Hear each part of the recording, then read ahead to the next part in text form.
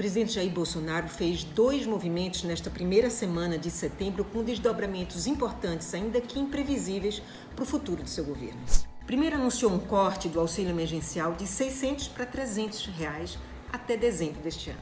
Depois anunciou uma reforma administrativa que não mexe nos atuais servidores, mas projeta um serviço público com salários mais baixos e com menos garantias, com uma estabilidade no emprego. Entre um e outro, apresentou o projeto de lei orçamentária. E aí ficou tudo explicado, porque não cabe nada nesse orçamento, nem mesmo o novo Bolsa Família nesse valor de R$ 300. Então o governo tem que se mostrar disposto a cortar na carne, com a redução da máquina pública. Mas será que vai cortar mesmo? No ano passado, quando exigiu o sacrifício de milhões de brasileiros, principalmente do setor privado com a reforma da Previdência, o governo ao mesmo tempo apresentou um plano de reestruturação de carreira que beneficiou os rendimentos e as promoções dos militares na ativa, ou seja, aumentou a folha de pagamento dos militares. O presidente da Câmara, Rodrigo Maia, que cobrava a apresentação dessa proposta de reforma administrativa há muito tempo, também apresentou a sua, bem mais radical do que aquela que o governo propõe para o Executivo.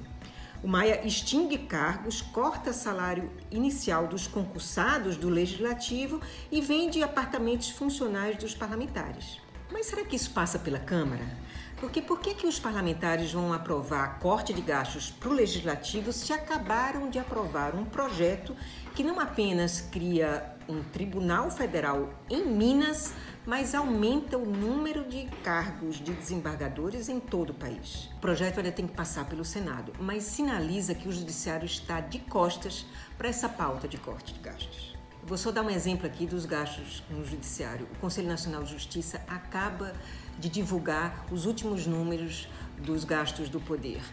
Pela primeira vez, o Judiciário custa mais de 100 bilhões anuais para o contribuinte brasileiro. Isso, se a gente dividir pelo número de brasileiros, dá um gasto anual de R$ 479. Isso é mais do que a média do que os europeus gastam por ano para sustentar o seu judiciário. Isso a gente está falando de um continente muito mais rico do que o Brasil. E para onde vai tanto dinheiro?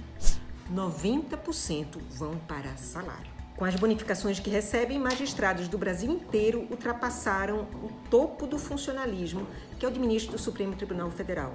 E ao contrário do que acontece nos demais poderes, não há qualquer disposição ou iniciativa de corte nos gastos do Judiciário. Muitos desses cortes são necessários porque a máquina pública não cabe mais no orçamento.